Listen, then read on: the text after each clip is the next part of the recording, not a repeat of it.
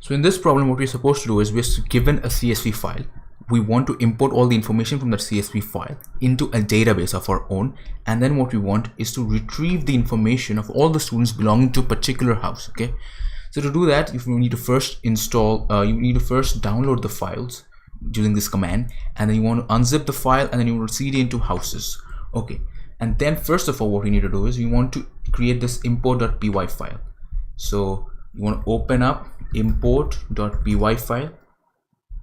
Okay, so what we want to do here is we want to first of all import all the information from characters.csv file, from any CSV file into a database of our own. Okay, so to do that, I'm going to define a main function, or you know what, I can just leave this main function out. We just start right away. I can say, first of all, I need to error check. I need to check for the error if the length of my argument vector, if that's not 2. So I need the user to enter 2 arguments, the name of the program followed by the CSV file. Okay, so if the length of the argument vector is not 2, then I can print this information, incorrect anything, an incorrect number of arguments. Okay, and then I can exit this program. So before doing that, I need to import argv, right? So I need, from the CS50 library, I can import a certain file called SQL, a certain module called the SQL module, and from the sys library I can import argv and exit. Okay, so you can see all the error has, from sys I'm importing argv and exit. Oh, so then after that I'm going to execute a SQL query. I'm going to create the SQLite file. Okay, I'm going to use this. I'm going to say that the variable db is going to store a reference to this SQLite file called students.db. So I'll create that file, and then I have the CSV, the address or the path of the CSV file in argv of 1. Since this is argv of 0, this is argv of 1. So now I'm going to store this inside a variable called CSV path just to make the code more readable, and then I'm going to use this with open construct in Python. So I'm going to open the CSV path, and I'm going to say open CSV path as CSV file, and then I'm going to basically do the standard stuff. I'm going to say reader equals csv.ticketReader. Now why am I using ticketReader over here? Now if you care to look at the file, CSV file that we have, the CSV file starts with name, house, and birth.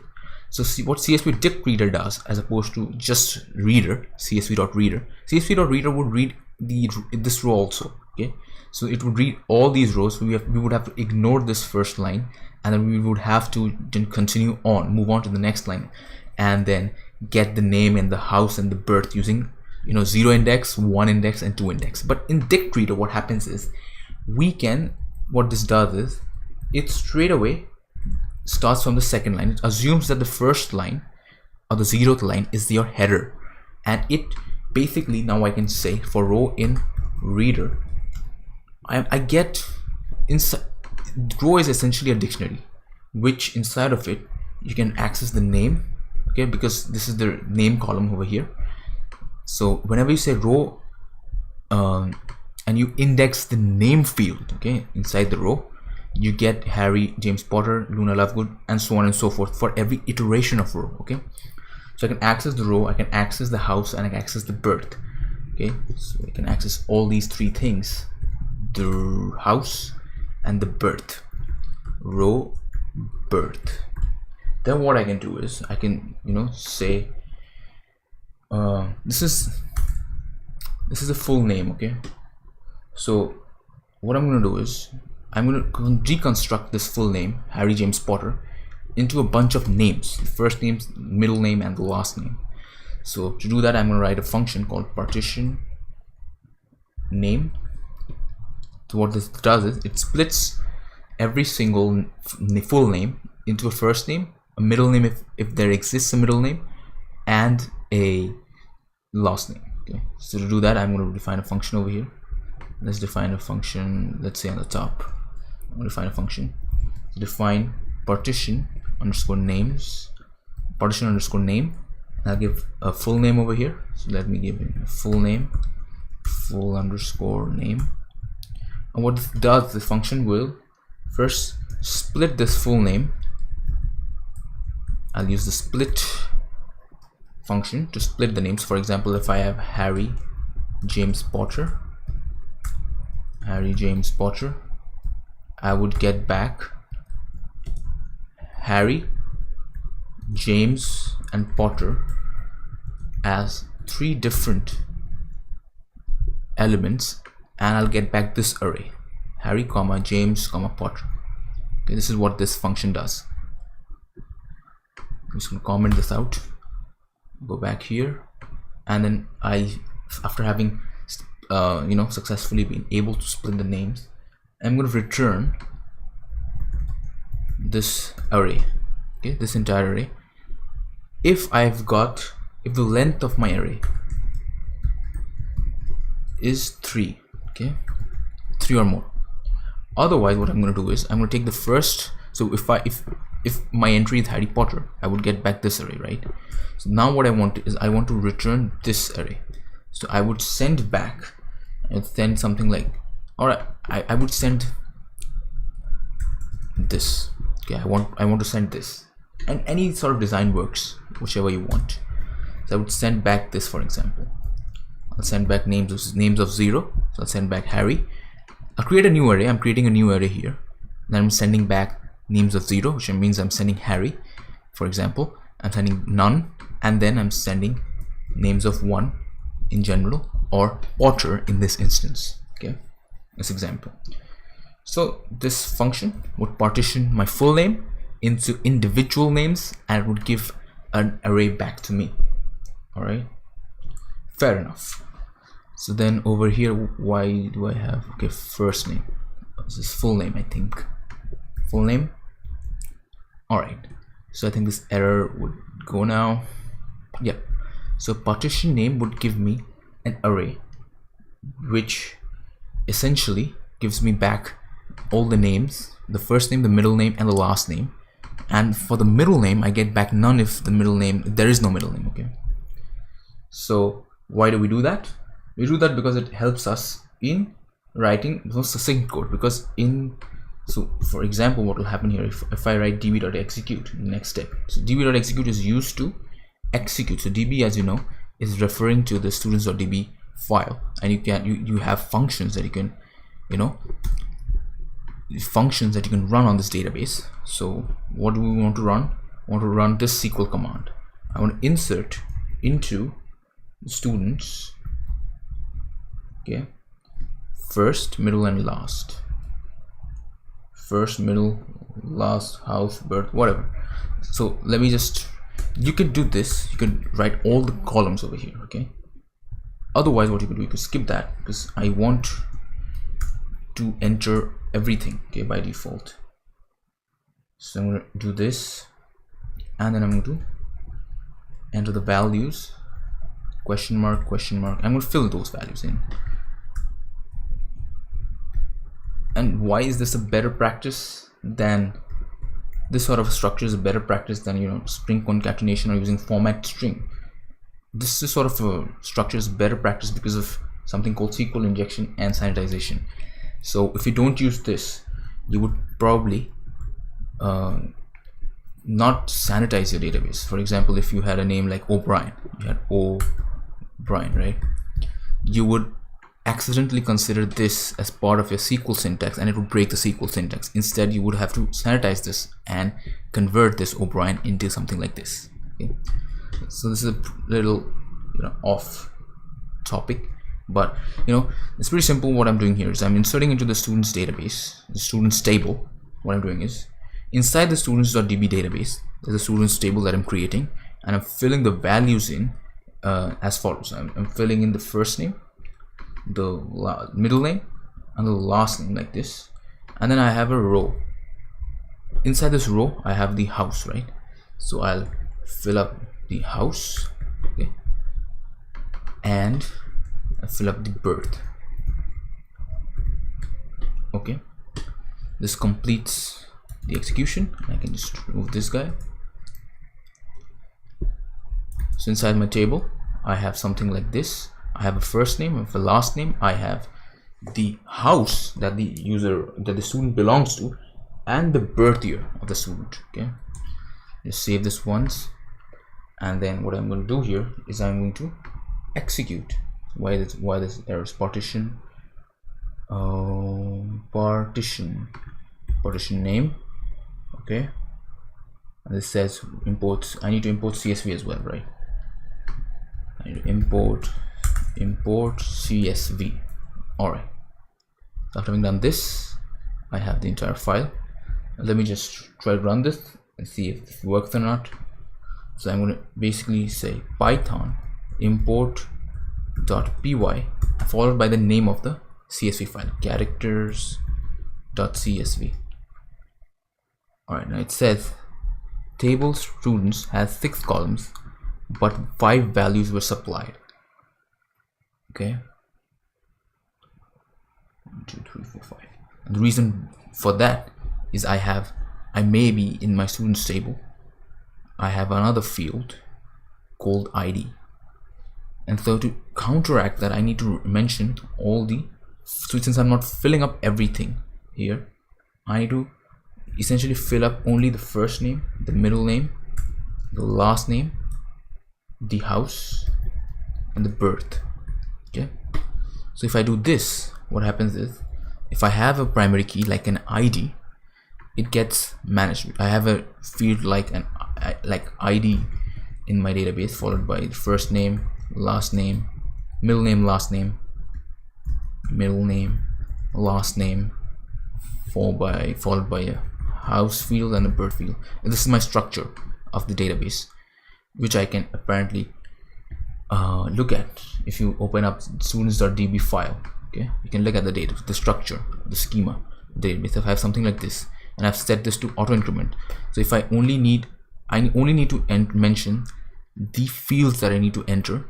If I have to enter these 5 fields and I enter all the 5 fields, and if this is set to auto increment, I could get something like 1 automatically inserted followed by something like Harry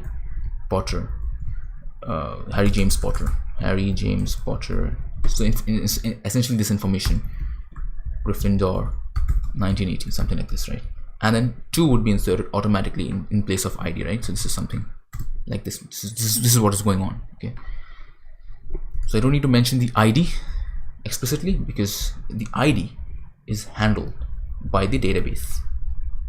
If the schema is something like this, I'm assuming the schema is something like this. And now let's try to run this again. Let's see what happens. And we have, it's taking time because we're inserting every single character, every single student inside this. So to check if we have imported successfully, I'm going to run SQLite followed by students, the name of the database, students.db. And then over here, I'm going to just say select star from students. The name of the table is also students. As you can see, we have entered 40 names. Okay, we have 40 entries over here, and this is the ID that I was talking about. So ID is an auto increment, which means you don't need to mention that over here. You don't need to mention the value of ID over here. We've only mentioned 5 things over here, right? As you can see, pretty neat. Okay, so we are done with import.py. The next step is essentially to ask the user for which house do you want. You want the roster of which house. Okay, so we want to open up a new file called, so let's control C from here, let's exit. Let's try this. Let's do control D. So now I'm going to open up another file called roster.py.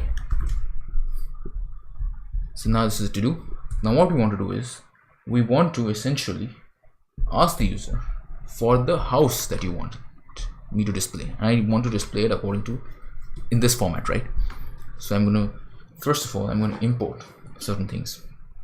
So I would, from CS50, I would definitely need the SQL module, and then I also need from the sys library I need the import. I want to import argv. Okay, and what I want to do here is I want to check if the length of the argument vector is not 2. Here also I need that the number of arguments is essentially 2, one for the name of the program followed by the house that I'm searching for. Okay, so if the length of the argument vector is not 2, then I print out incorrect number of arguments. You can write anything here, right? It doesn't matter. Arguments, and I'm going to exit 1. Okay, so I want to import exit, and then after that I'm going to say db equals SQL. Essentially this connection, I am referring to this database and showing the reference inside this variable db. Then after that what I do is I would take this house that I've entered and store it inside a variable just for readability sake. So I've checked that I have number of arguments is 2, so I can access this without going out of bounds in my array. So argument vector's length is 2, so I can access the first index. Okay, so now what I can do is I can essentially say rows equals db.execute. I can execute a select query here. So I can select, I can select all the columns from the students database, from the students table. I'm sorry, this and this is separate. This is the name of the database, this is the name of the students. Incidentally, they are same in this case, but they are not same in general. So where house equals the house that was entered, and then I'm going to order by the last name followed by the first name. Okay, because that's what is required over here. I need to sort the select query by the last name of the student followed by the, and then if there are two people with the same last names, for example if there are two Potters, if there's Harry Potter and there's James Potter, then I need to sort them by their first name. Okay, and then what I want to do is I want to enter this question mark. I want to enter some value for that, so which is going to be the entered house, right?